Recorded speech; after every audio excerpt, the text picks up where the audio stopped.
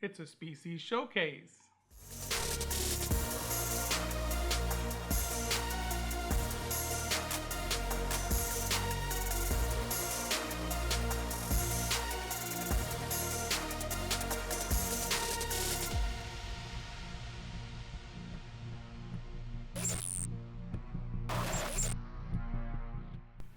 Hello, tarantula lovers. I'm Alex, and you're watching Tarantula Haven.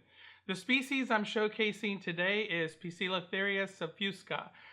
Some people call it subfusca. That just hits me wrong in the ear. Subfusca. I like subfusca, so I'm going to call it subfusca. Subfusca. Subfusca. That's fun to say. So anyway, regardless of what you call it, these are a wonderful species. They are very beautiful. I consider them to be probably as beautiful as the Poecilotheria metallica. And there are two different variations of them. One is the Poecilotheria subfusca highland, which is what I have. And there is the Poecilotheria subfusca lowland. And that one has been called Poecilotheria bara, but that is no longer a valid name, or never was, I don't think. But it is. They're both subfusca, except there is a highland version and a lowland version, and the differences in their color, I believe, are just regional. They're not necessarily independent species, from what I understand. So I don't know. There's research to be done on that, but from what I've heard or what I've read and found out right now, it's basically the same species, just different color variations. Now, there's been a little bit of controversy regarding this species. They are currently on a ban list that they can no longer be imported into the United States. Not only that, but we are also prevented from shipping them across state lines. So if there are vendors out there who have them, they can only sell them within their own state, and it's illegal to cross state lines with them. But regardless of the ban, there's no shortage of these within the United States. People have been breeding them for years, and they're still pretty readily available, provided that there is someone within your state that has them. So fortunately for me, I got these before the ban was instated, and I've had them for a couple years, and I've kept them in these little containers like this. They're wonderful for slings, but they're getting too big for them, and I hate these containers because of the opacity of the plastic. You can't really see them. You can just kind of see their outline and shadow and so on. So I really want to put them into something that I can enjoy them, so that I can, watch them and observe them and just see what they're doing. But this has been a very shy species for me.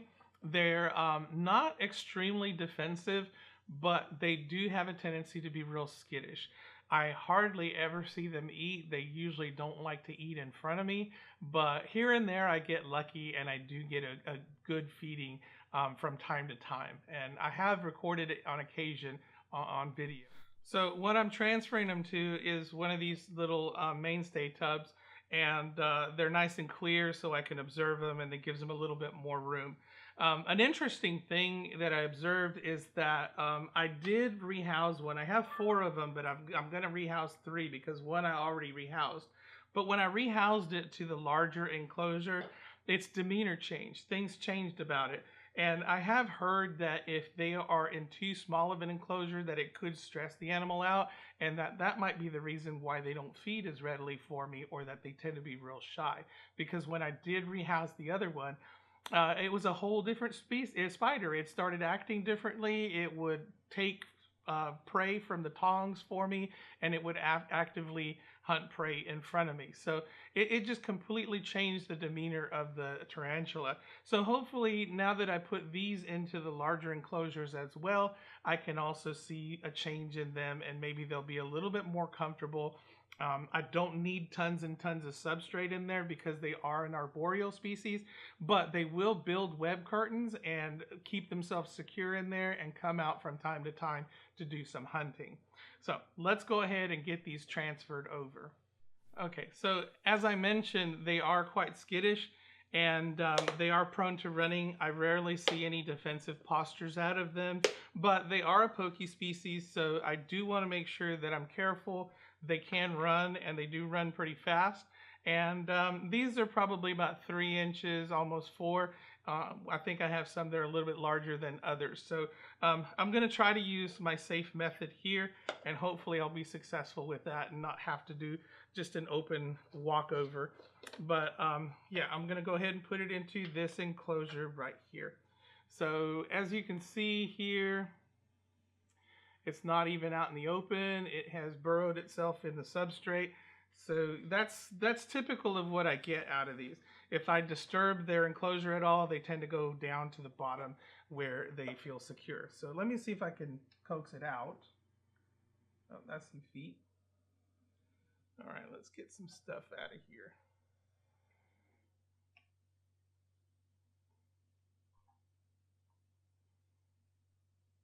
All right, buddy, come on. And it looks like this one has recently molted. All right, I'm gonna get some tweezers and pull some stuff out so it'll make it easier for me to get in there and get it out. All right, I got my tweezers and I got some sticks in here that I need to remove, so I'm gonna go ahead and do that. Get that out of there.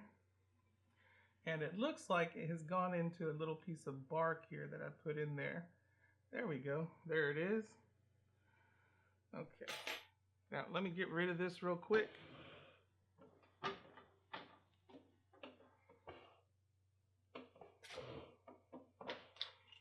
Considering that's my lid. All right, so it's nice and snuggled up there on the bottom, and it's got some beautiful colors there. They're commonly known as the ivory-billed ornamental, and that's because of the kind of yellowish ivory color that they have on their chelicerae and on their legs. All right, so let me use the safe method, and hopefully we can get it out of here nice and easy. Nope, it doesn't want to. It wants to burrow. Come on.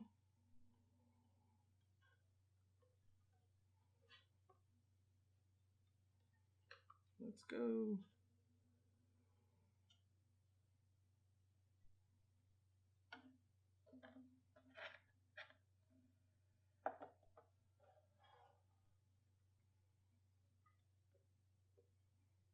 Yeah, it does not want to climb at all. It just wants to go straight up or straight down. Oh, we got it on the catch cut there.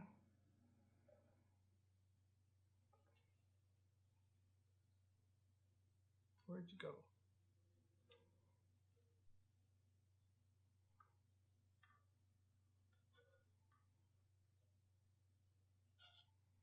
All right, do we want to try? Let's see if we can get you to walk over. There we go. All right, let me give you a look at it.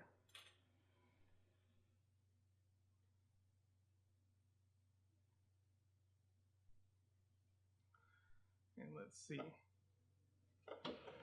I'm gonna back up here and we'll try this. All right, go up. There we go.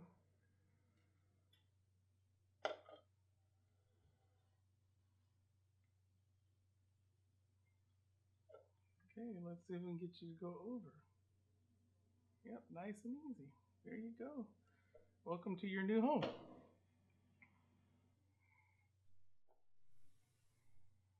All right, that wasn't so bad.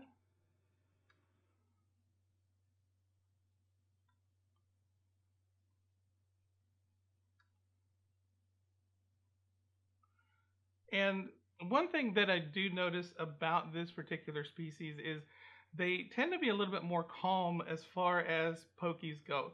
When I deal with my Metallicas, they are crazy. They're all over the place. They're very prone to bolting, and they usually just kind of take off. But these guys are a little bit calmer as far as going over, and they're not necessarily as prone to just take off in one big burst. So I was a little bit relaxed here on this one because I've done it before. I had a male, or I had one that matured into a male quite a long time ago, and it was very calm as far as doing transfers and so on. But I did when I rehoused the other one. Again, it was not it was not prone to bolting, it just kind of crawled over. I did end up pulling it out with the cork tube and then just pushed it out, but it just walked out into its own new enclosure. So same thing here, which was pretty cool. Now, I'm sure it's not going to work that way 100% of the time, but it did work for me quite a few times. So there's that. All right, so Poke number 2. And this one is out and it's crawling around. So hopefully it won't give me fits.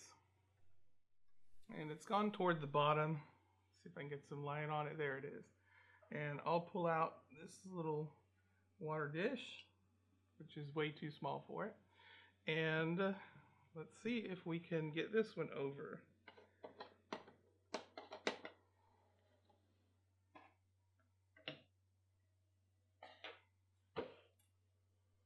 All right. So let's see what it does.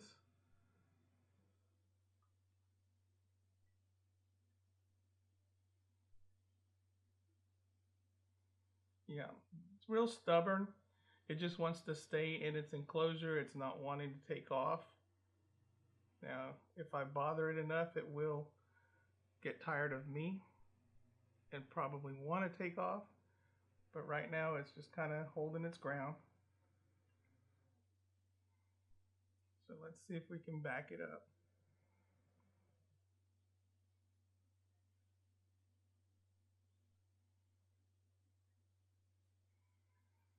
There we go. It's going to go right back down. All right, come on. Come on. There you go. Come on. Back it up.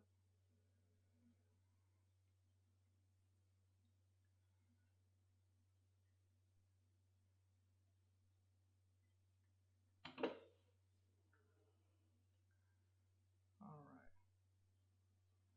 If I can get you to recognize that there's a place for you to go into behind you, all will be good. Oh, get a little bit of resistance here. Now, I am almost inclined to believe that this one is probably going to be male, or probably is male. And the reason for that is because it tends to be real leggy and it has a lot of these little reddish hairs right here. Not to mention that it kind of has a little bit of a greenish color. And the male that I had originally ended up turning almost a green color with these reddish hairs around it. So I'm starting to see the same pattern there. So I believe it will turn out to be male.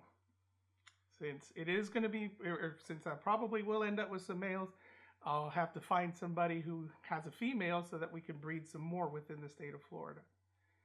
All right, there we go. Now, they are gorgeous, even with the greenish color there. And the patterns are remarkable. Come on. Just go backwards.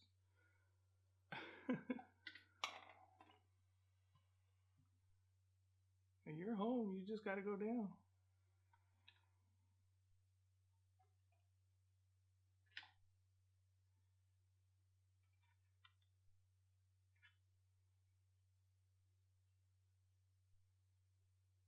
There we go.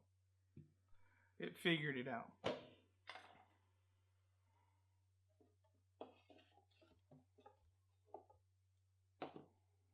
All right, so that's 2 down.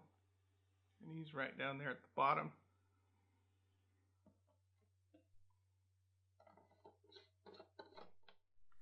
All right, so Fusca number 3. Hopefully this one will go as easy as the other 2 have.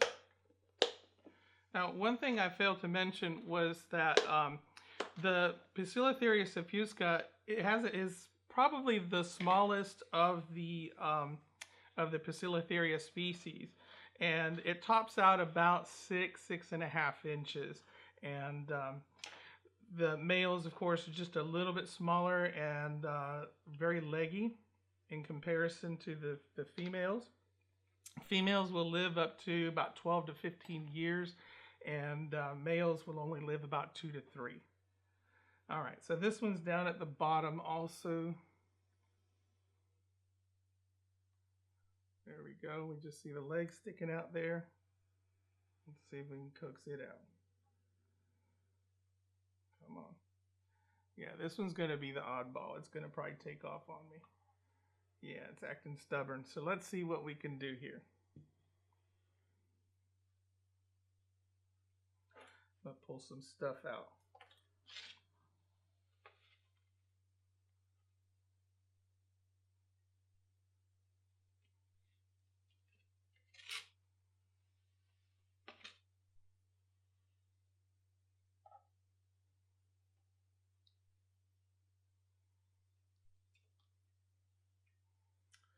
All right, and I think I may try the safe method with this one just to be safe, because it does seem to be acting a little bit more skittish than the other ones.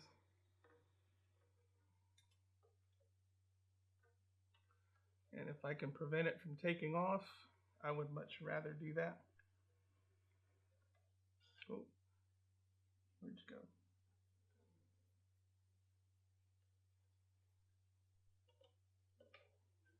Now this one seems to have a little bit of size on it too. All right, here we go. Get up. Go up.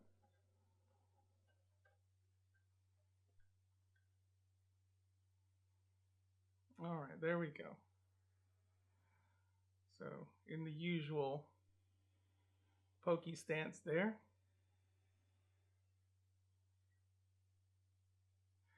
Let's get it transferred over. And hopefully this will go smoothly. It kind of already has, in my opinion. So turn it around there, and let's get it to go down to the bottom.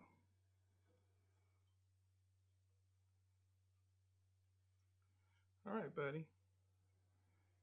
Go straight up.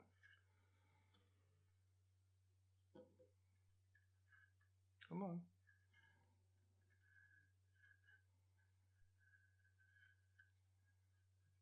There we go. Come on, go down, go down. There you go, come on. All right. Get on the cork bark. All right. So I'm glad I used the safe method on this one, because I think it would have taken off on me just the way it was acting. So you just kind of get the feel for how they behave, and I guess go accordingly. So there it is, nice beautiful coloration, and they haven't quite turned into their adult colors yet. I'm hoping to get more than one female out of it, but I'm not sure. I'm still waiting to see.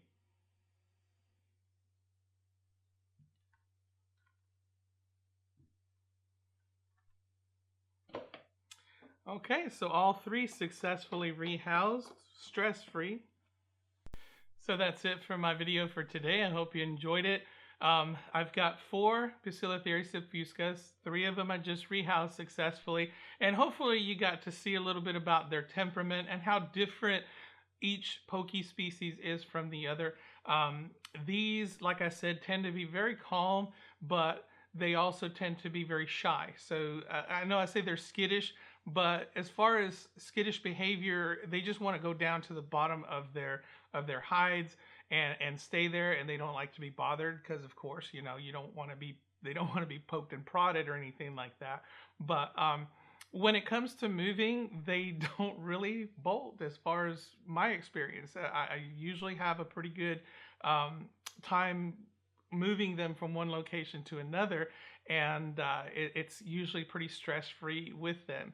I do keep guard, you know, I do make sure that I'm on guard and I don't relax with them, because like I said, they are a pokey species and they do possess medically significant venom, so I don't want to get bitten. I don't handle, and I make sure that I use protection whenever I try to move them from one place to another. But you can judge their behavior like I did, and I saw that the 2 were acting pretty well behaved, and I could walk them over. But the 3rd one, I did get the feeling that it was going to be prone to bolting, so I used the safer method, and it worked out well for me. It's getting pretty close to Halloween. I think I need to have something special for Halloween, and you might want to look for that in a future video. And that's it for me today. I hope you enjoyed it. If you did, please give me a like. If you want to see more, subscribe. If you want to support this channel, I have a Redbubble store where I sell Tarantula Haven merchandise. Any of the proceeds from the Tarantula Haven merchandise will go directly to help grow and support this channel. Until next time, keep loving them tarantulas.